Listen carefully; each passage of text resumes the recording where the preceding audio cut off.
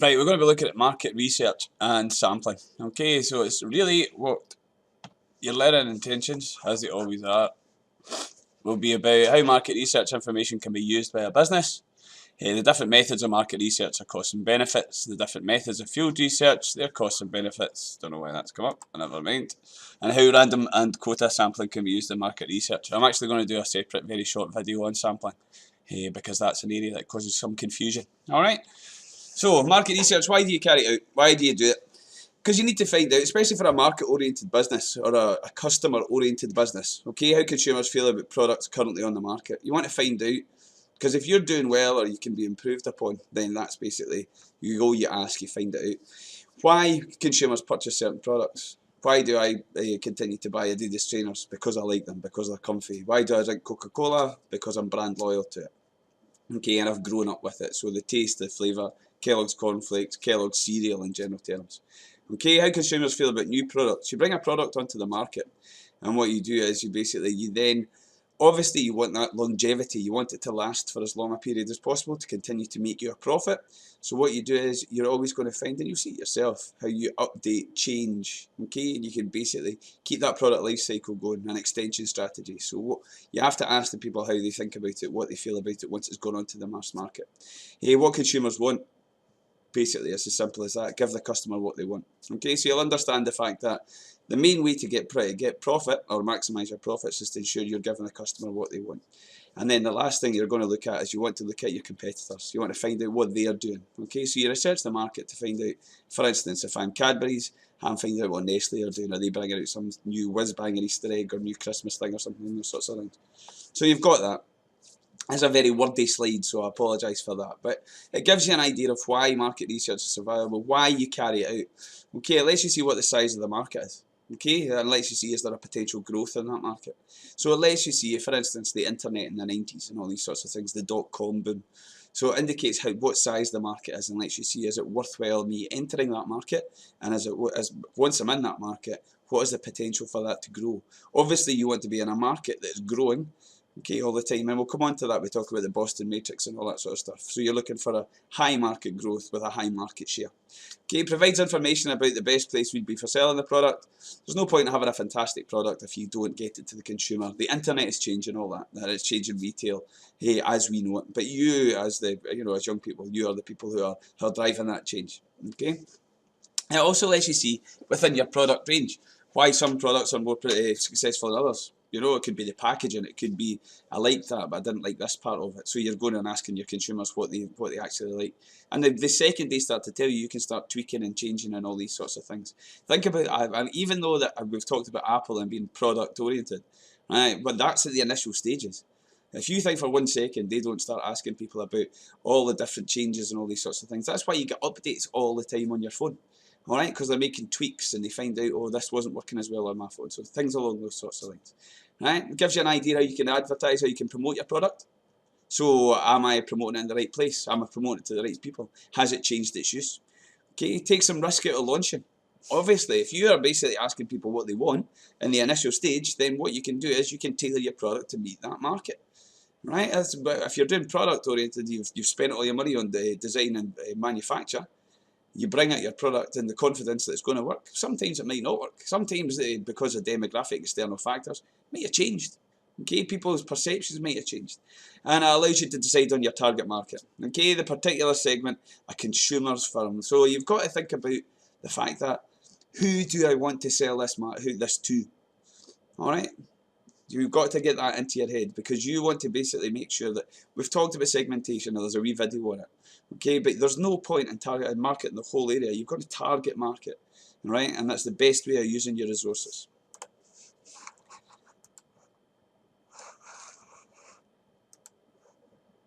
Now, methods of market research. There's 2 types: desk research and field research. Really simple. Desk research, basically done here, in front of a computer. You guys do it all the time. The second I say to you, go and do your homework, the first thing you do is go home, go straight on your mobile phone and go into Wikipedia. Right, and then bring me back some Americanized, ridiculous answer. Alright? But you're going to change that now. So that's desk research. Google it. That's what everybody says. Right, how do you find it? And the pub quiz is dead due to Google. Alright, because everybody's sitting on their phones in the corner. get the answers. So the air of mystery has disappeared. Right, and then you've got field research. Field research, think about it. Shut your eyes, picture the fields, right? Cowsney Fields. It's not that at all, really. It's all about the fact that you're outside. Think of the spies out doing field work, right? That's the nearest thing. They're out gathering information and finding out things. Right? So each type of market research has its own methods. When deciding the most suitable method, right, first thing you've got to consider, as with everything, is what is the cost. Alright?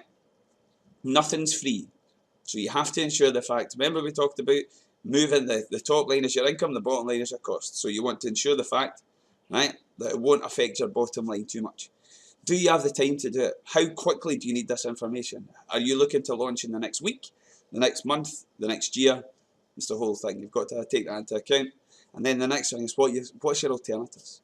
Can you find out all the information online? Or do you have to go and start asking some people? Because you've got to go and find out. Some things will be qualitative information, right? Which is think about quality, right? So that's about opinions. That's about basically feelings and all that sort of stuff. Can't really get that from a computer. You get that if you're out talking to somebody, okay? Or you get quantitative, which you can get through statistics, you can get online, no problem at all. Okay, desk research is the first one, as I said to you. It involves researching and analysing information that has already been gathered, so it's known as secondary data. So it already exists. Think about the census, right? So you can tell how many people live in Oban. And you can tell the fact that, for instance, we go from 8,000 people in the winter to 20,000 people during the summer. Really interesting. Okay, you look back internally though. Look at how you're doing. You're always looking to compare your performance one year after the other, same as you should be, right, with your exam results. So within a business, you'd look at your financial statements. How much did we spend last year? Can we cut some of that? Right? How much did we sell? Why did we sell?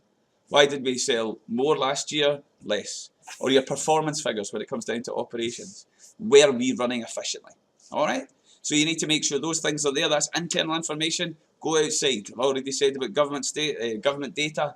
You've got web pages. We all Google everything these days, right? Wikipedia, all these sorts of things, right? Newspapers, right? They're actually dying out. But not the specialists, right? Trade publications and all that sort of stuff. They've still got a market.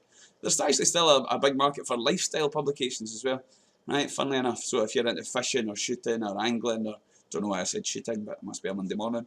So you've got to have an idea of all these various things. Okay, so trade publications, for instance, look at, gamers, right? A lot of that is basically done. You've got a lot of magazines. W.H. Smith does a roaring trade.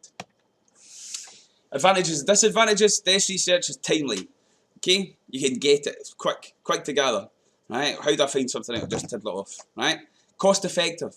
Remember, it's not free. Right? You have to pay for your internet browser. You have to pay for your 4G. You have to pay for all these sorts of things. But desk information doesn't require trained staff. All right? So you have to go. You can go and look for something. You can do it, and we do it from primary school age. Go and find out. It's trying to make people go and find out for yourself. Okay? It's available. Right? There's a world of information on the internet. But they'll also have there's some other things that go along with it, right? It might not be objective, so it might contain bias. Opinion, The Guardian, the newspaper articles, the BBC, there's all these arguments, right? Well, you've got to have a look and see what bias is. Bias basically means that it has somebody else's opinion in it, so it's not objective, right? It might not be appropriate. It doesn't have the exact thing you're looking for, right? Because you may be looking for a specialist piece of information and it's saying something from 2010. And you'll know that. You do a Google search. The first thing I would always do is check the date. Right? When did this person say this? Or when was this information gathered? Because you've got to have the whole point of, then you're looking at, it's not concise either. Because it might be out of date. It might not be what you want it to be. It might not be. You might have to sift through loads of stuff to find, what exactly you're looking for. And you'll struggle with that. You'll find that yourself in your daily life. Right, if you're going looking for something, right, if you put in for a recipe or something like that on Google, right, you'll find that you might get 20 different recipes for the same thing, and then you have to sift through it to see exactly what it is you're looking for. Right, field research. There you are. The picture speaks 1,000 words. Out there, look in yourself. Go out and gather the information specific to your purpose. Right, so you've got to have a look at. Go out and get the new information. Right, textbook, page 60. There's all the different types. Surveys, by post, by phone, online, personal interviews, one-on-one interviews, observations, looking at what people do. Right, all the shops have cameras on them now. They'll see who spends time where, what's the route through the shop, what's the most common route. Okay, focus groups where you bring people together, right, and you ask them what they think, what their opinions are on various things. A hall test where you take people in, you allow them to try things, okay, under supervised conditions. Test marketing. For instance, the example I always give is when I was younger, the Cadbury's Twirl was brought out, but it was brought out in Ireland first. And my dad used to go to Ireland, he used to bring me a Cadbury's Twirl back. What Cadbury's had done is they were test marketing their product in Ireland because it's the same demographic as over here, it's very similar to our country. So they tried it out there first and it was successful, so they brought it over here. Okay, a consumer audit, look through the consumers, look through who your age groups, look through basically what your segments may be, who are you appealing to, right? And then there's EPOS, which is electronic point of sale. It's very simple, that's all about the beep when you go through Tesco. That's an electronic point of sale. It gives you loads of information, loyalty cards. They don't just give you that for nothing, they're gathering your information for marketing purposes. Advantages and disadvantages of filled in, right? Okay, it is complete. Field information should have no parts missing because you're looking for a specific purpose. It's timely in respect to the information being up to date. You take the information, you can use that information there and then. It's gathered for your purpose, so it's appropriate. It's accurate, right? It should be correct. It can be validated. You can ask follow-up questions, but it's not cost effective. You're thinking now with the minimum wage and all these sorts of things, you're getting people out there asking the questions, so they cost money. It's not as simple as somebody just looking onto a computer. And you also have to have a look at the heavy investment. You've got to train people, which takes time, right? Or if not, what you might want to do is you might want to outsource it to a marketing organisation, right? And that can be expensive because there are these businesses that are set up to do all these sorts of things for you. Okay, so that's me finished with market research. That should be about 11 minutes or something along those sorts of lines. So you can have a nosy, have a look through it, and then basically any questions, let me know.